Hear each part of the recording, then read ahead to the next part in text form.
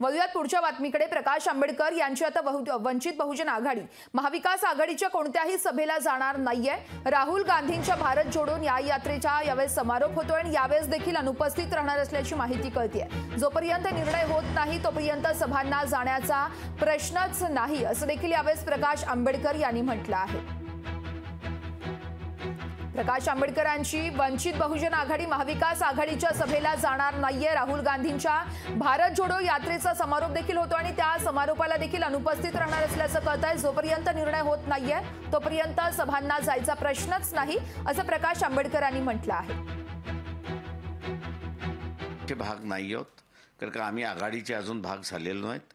आमचं असून राजकीय सीट सेटलमेंट झालेलं नाही। सीट सेटलमेंट झालं तर आम्ही त्यांच्या बरोबर राहू। सीट सेटलमेंट झालं नाही तर आमचा असणारा संसार वेगळा राहील। लोकशाही मराठी ऐका, पहा, जागरूक रहा।